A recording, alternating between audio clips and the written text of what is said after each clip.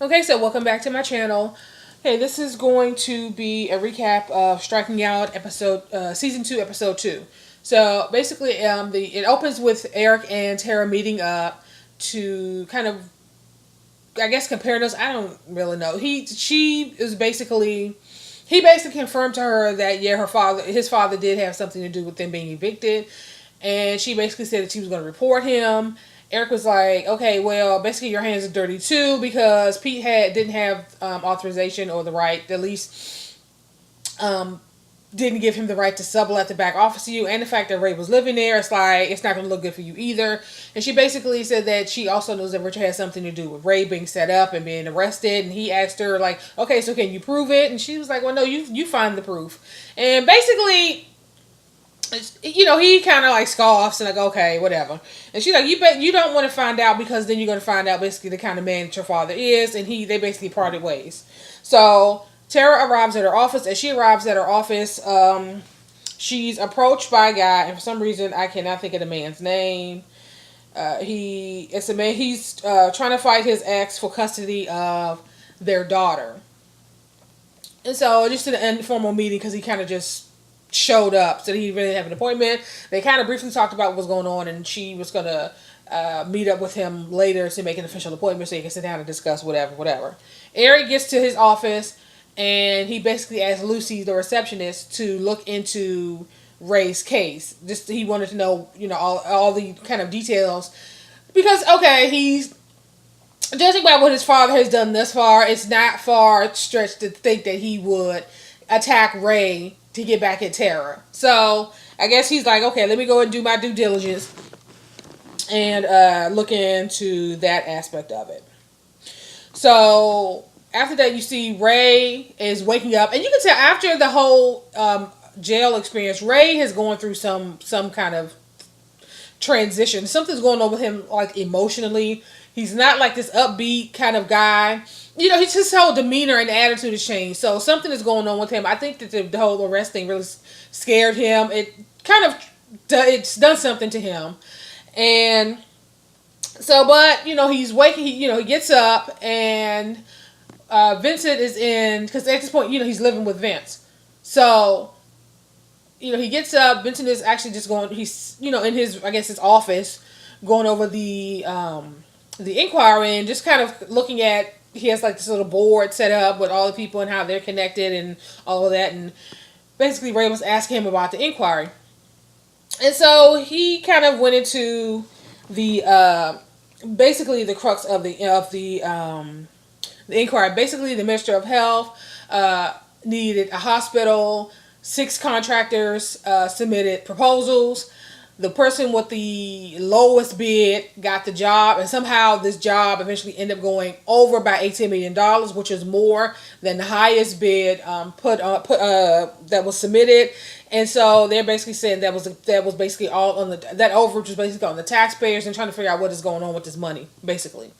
And so Vincent is trying to get, I think her name is Deidre York, to come in because her husband, she's actually with her husband, has since died. I think her husband was he the contractor? I forget.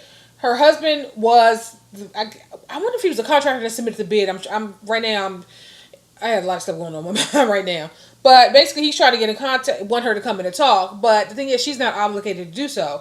And Ray was like, well, I don't understand. Why can't you just help her? Ask me, why can't you make her come in? And he basically saying he doesn't have the power to do that. Basically, he can only deal with people who are willing to talk to him. He doesn't have the power to investigate anything. And so, she's basically has been avoiding him. And he basically, she don't want to talk. She don't want to talk to him.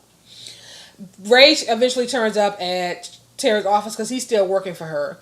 So, and okay, so let me backtrack a little bit. And so, after he goes over the whole situation, he basically said that, yeah, and and then this shed that Tara found that could have had evidence was somehow burned down. And he basically asked Ray, like, do you know anything about that? And Ray is, of course, sitting there like, no, I don't know what you're talking about. And Vince is like, it's the blankety blank you do. He didn't say that, but he was basically like, I know you full of shit. I know you know what happened. But fast forward, okay, Ray is now at the office with Tara. He's still working for her. So he basically gives Tara a heads up that Vincent asked me about the inquiry. She knows eventually she's going to have to deal with the issue and just take her lumps or whatever that situation is going to be. So she is basically kind of biding her time because she knows eventually she's going to have to sit down and have a conversation with Vincent about the whole shed situation. And so Tara actually goes to David. That's the name. David's house is the guy that's trying to fight who's fighting his ex for custody of their daughter. She goes to the house, and Tara is basically trying to convince him, are you sure that you guys can't work things out outside of court? And even his mother was like, well, that's what I suggested. She seems like she's adjusted. She has the best of both worlds. And so the mom is like, I don't understand what has happened. What has she done to make you so upset? And so at this point, he really hasn't said, but he is determined that no, I want sole custody or primary custody of her. And so of course she has to proceed with, that's what her client wants to do. So now she's trying to gear up for this battle for custody with the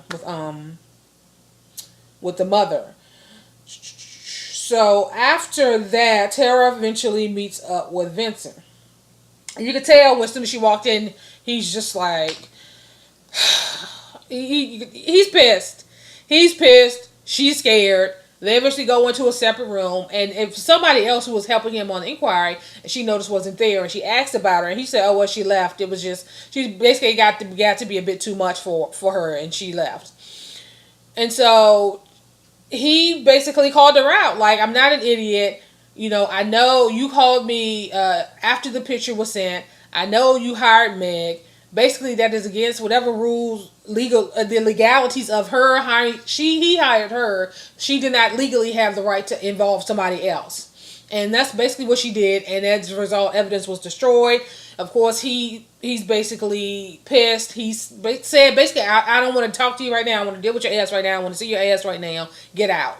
And she was. I mean, it wasn't a whole lot she could say. She knew her ass was dead wrong. And she was like, "Okay, are you firing me?" He was like, "No, because it's going to be a bad look. You already had the other person who just left. And having the second person on the team leave could look bad for the inquiry. So no, I just don't want to deal with you right now. Just get out of my face." So she leaves from there. And so Ray made it his mission to kind of, I guess, befriend Deidre. So he shows up at her yoga class, basically, and somehow gets a spot right next to her, right, in the yoga class.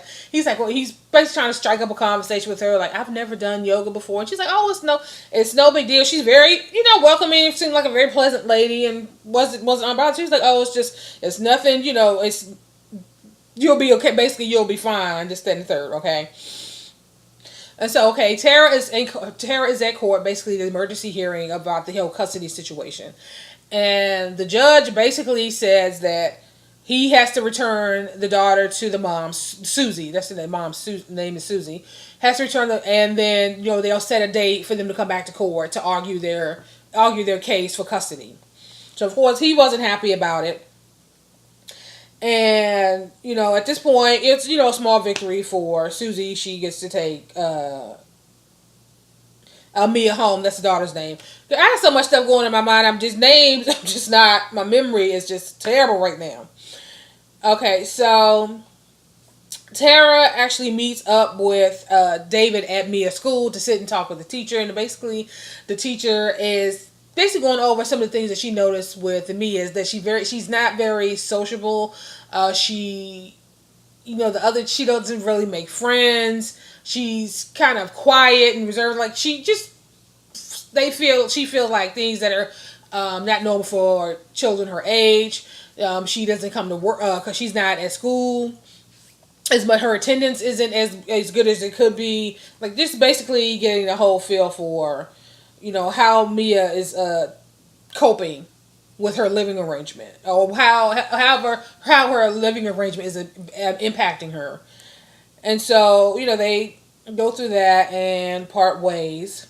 Meg is sitting down and she's looking through the file that was labeled is Dunbar and Calloway. This is the file that she was frantically looking for in the last episode. So she's looking for it, looking at the paperwork, looking at letters, and that kind of stuff. And she finds a letter that was written to Richard from York. And so at this point, she hears a knock at the door.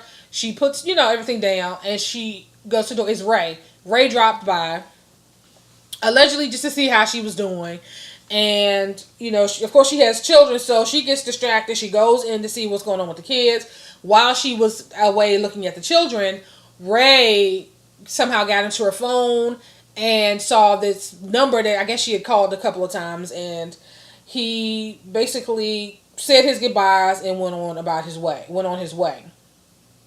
So you flash back to the office with Eric and Richard, and Richard is basically telling him that, he had high hopes for him, Eric and Tara, and that he eventually wanted him to take over and run the company after he retired. And they basically, they had basically their whole lives mapped out. The parents basically had Eric and Tara's lives all, mapped out, right? And they're disappointed how things didn't work that way. Eric eventually asks about the eviction and about Ray's arrest.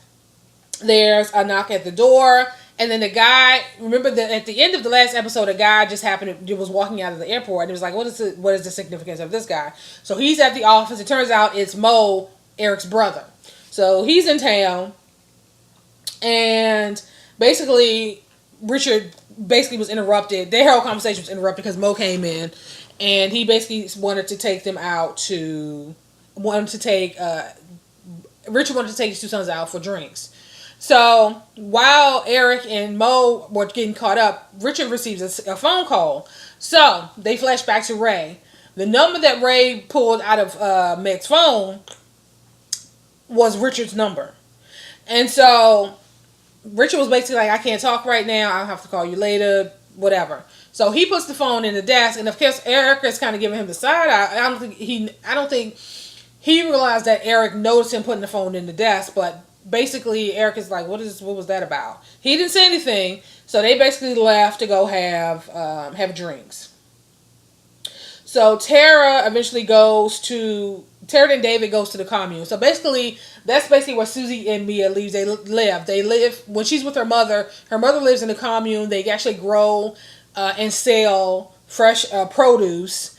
It's very kind of back to nature is how they live. It's a very clean, kind of serene place. They're near the water. They get to swim. Lots of fresh air. Like I said, they grow their food and they sell it, and that's basically how they live. It really wasn't doing a lot to prove David's case that somehow she's being neglected in some way. And so Tara's like, okay, this really isn't going to look good. There has to be something else going on here, because this by itself isn't going to be enough for the judge to award you custody. And so then she asked, because she questioned him a while back, saying that, are you sure that you're Mia's father? He said, yeah, I have a DNA test. So at this point, they're back at David's house, and that's when she questioned him, like, why did you have the DNA test? And I guess because there was some question of whether or not he was actually the father. And so Tara was looking at the website, and some of the photos on their website, because they advertise, that's how they have customers come out to buy. She was looking at the photo, and she finds out that Susie is, I want to say, polyamorous. Like, she has a relationship with two men. He basically was like, yeah, we had a DNA test, because he didn't know if he was actually the father. And so now Tara wants to she realizes the only way that he's going to be able to win this case is if she brings up Susie's her relationships. And initially, Eric was like, no, I'm not going to do that. That's her mother, and I don't want that to come out. I don't want to bring that up in court. I don't want to do that to her. Eventually, he saw that he was they were losing the case, basically. And so he decided, okay, fine, you can tell the judge.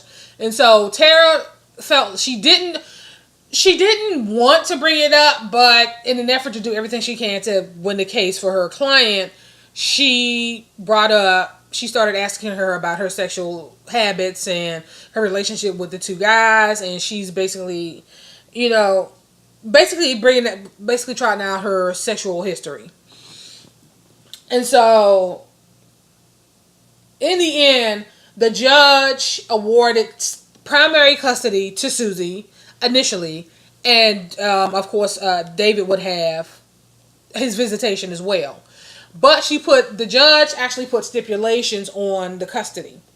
She basically was like, okay, she's to grow up in a normal household away from the commune. So basically, Susie wouldn't be able to live at the commune anymore. She would have to get a home or an apartment. She would have to, basically, she can't miss any more days from school. Or basically, no more than usual for normal reasons, right? And which was fine, okay? But the thing that really this is where she got hung up. Where she said that she can have no lovers actually staying at the home. So basically, the judge was like, you can't have any of your romantic, paramours coming to the house or staying at the house. And that's when Susie was like, well, wait a minute, whoa. You don't have the right to regulate my sex life like that. And so basically, the judge was like, I have the right to do what's in the best interest of the child. And see, this is where I was kind of caught up for a minute, because I'm like, okay, wait a minute. Even though it's illegal, it's more acceptable for men to get into these polygamous relationships, or whatever they have these relationships where they're not legally married to any of these women, but it's still considered a marriage or a relationship. That's socially acceptable to a certain extent. It may not be illegal, but people accept that more. Whereas in this case, you have this woman who's in a similar situation, except she is not a sister wife. She happens to have two male lovers, and I did kind of feel some kind of way about it. On one hand, like, okay, Susie is right in that sense, but on the other hand, on the flip side of that, you have a daughter, you have a child, and then you have a daughter at that. And so I can understand where the judge is coming from. You having men coming in and out of the house. Even though she didn't have relationship with random men, she had sexual relationships with two men who knew each other. They were all in a relationship or had some type of relationship. So it wasn't like she was having random men around her daughter. It was the same men that she was having the relationship with. So I kind of felt some kind of way about that. But on the other hand, I understand for the safety and security of the child, you just can't have men in and out of your apartment. But basically the judge was like, okay, since that's going to be too much for you, she basically said, okay, rewind, we're going to try this shit again. Basically, so then David was awarded primary custody, and she was awarded visitation, but I think it was going to be supervised visitation. So that was kind of, so of course she was devastated. Of course David was happy, and of course Tara felt like shit because she did feel some kind of way about trotting out her sexual history. And I can imagine you feeling some kind of way just as a woman being put in this position where you're being judged that way, and because it's unfair. It's unfair because if the situation was reversed and the father was in a situation like that, would the judge have felt that strongly about it? Would those restrictions have been put in place? So just questions. Ray is still trying to get Deidre York to meet with Ray. So he's still trying to play like he's just some random guy who just happens to be bumping into her. And basically she was like, okay. She basically called him out, you're Ray. She knew who his name was. She knew who he was. And she basically, at that point, agreed to meet with, she knew why he was there, like, following her around. Like, he wanted her to meet with Vincent. And she basically initially just agreed. She said, fine. She agreed to meet with Vincent. So, Tara is back at the office after winning the case. Sam, why did I call that man Mo? I don't know why I call that man Mo. His name is Sam. Sam goes to meet with Tara at her office, and she's excited that he's back in town. She hadn't seen him in a while, and they go out for drinks. So it just happens that they're at the same club that that Eric and Lucy's at, but Lucy's in the bathroom, and you can see kind of Tara and Sam kind of just getting caught up, laughing, throwing the drinks back, dancing, having a good time, and Eric is kind of watching them like, he's just like, I guess he missed just not being with her and being kind of a part of that whole interaction. So you can see he's kind of wishing that he could just go down, but given what the situation that they're in, he just basically kept his distance. And he ended up, initially you thought he ended up leaving with Susie, but I think they ended up parting ways outside. So that's basically how the episode ended. I'm sorry I was kind of all over the place, like, 'cause I have a lot on my mind. I got a lot of stuff going on in here, and I am going to try to get the other recap for episode 3 up as soon as possible. I will talk to you guys in the next video. So.